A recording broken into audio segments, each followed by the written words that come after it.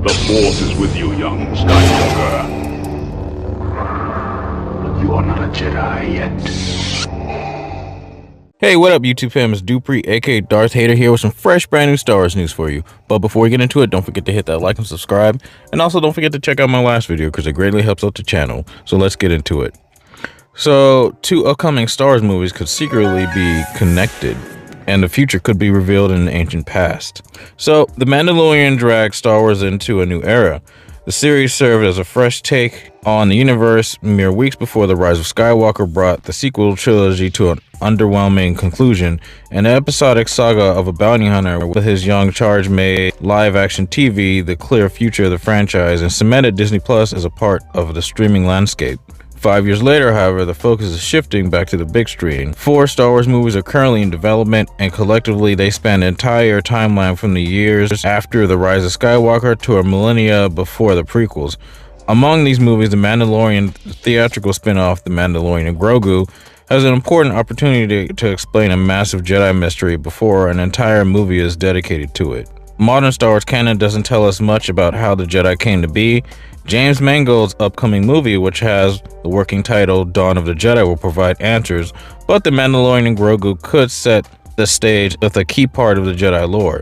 In The Mandalorian Season 2, Din Djarin and Grogu travel to Tython so young Grogu can send out a call to all surviving Jedi, a call Luke Skywalker eventually answers. In the 2012 non-canon book series Dawn of the Jedi, we see the planet Tython over 30,000 years in the past. There are a fleet of pyramid-shaped starships departs on a journey all over the galaxy to find Force-sensitive beings in the first wave of recruitment for the Jedi Order, then known as the Jedi Order, with Jedi meaning mystic center. The full story involving ancient aliens and the precursor organizations to the Jedi is a lot to include in one movie, which is where The Mandalorian and Grogu comes in. The last time we saw the pair, Grogu had just been initiated as a Mandalorian named Din Grogu, but was still working on his Jedi training too. The Mandalorian Season 3 contained a surprising number of flashbacks, even showing us how Grogu survived Order 66, so it's possible the upcoming movie could do the same with ancient Jedi lore. We've already seen the planet where the Jedi were born, and Grogu's Jedi powers haven't disappeared just because he picked a Beskar shirt over a lightsaber. Why not return to Tython to further Grogu's training in a way? That tells us more about the ancients' past. The Mandalorian has always been used to seed ideas that Star Wars would later use in a bigger way.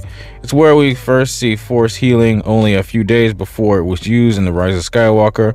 With a movie like The Dawn of the Jedi, which is separated from the rest of the timeline by a millennia, a few references to beloved Star Wars properties would help connect the distant prequel to the rest of the franchise. We're not asking for impossible cameos, but knowing these ancient events have meaning would make the film worth investing in. Maybe it's a stretch to suggest the Mandalorian and Grogu should jump back 1,000 years, but Grogu will presumably continue his Jedi training, and given how long-lived the species is, would be a fitting way to explore the history of the Force. Star Wars could make Mando's movie important to the franchise's broader story while also building excitement for the Dawn of the Jedi. Besides, we want to see a weird pyramid ship on the big screen. Wow, this is very true. They always do this in these shows. They always set up for something bigger and later on. Tython, when that was first debuted and we first knew we were going to Tython and Mandalorian Season 2, we had a lot of questions. I remember that whole time it was speculation. It was like, okay, the Dawn of the Jedi, like we could be seeing ancient ruins, which we kind of did in a sense, kind of like a breadcrumb into something larger. And they do that all the time with these. They did it with Ahsoka, like in the episode before that, and then that led into Ahsoka's TV show. They did that with the Night Sisters. They're doing that with everything else that they introduce into these shows. They expand out into other TV shows or books or animated series. We're going to be seeing a lot of that in James Mangold's Dawn of the Jedi movie. Granted, I don't think we're going to get the pyramid-shaped ships. We might just get, like I said, Tython and the beginning of the Jedi, or the Jedi as they were called at that time.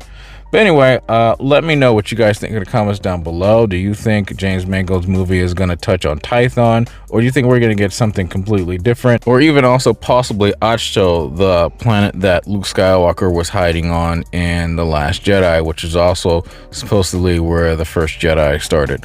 Let me know what you guys think in the comments down below. And as always, if you like this video, please hit the like button. If you're not subscribed to the channel, there's a subscribe button. And don't forget to hit that bell to get notifications for all my latest videos. That would be great. Anyway, guys, take care. See you in the next one. May the Force be with you. Bye.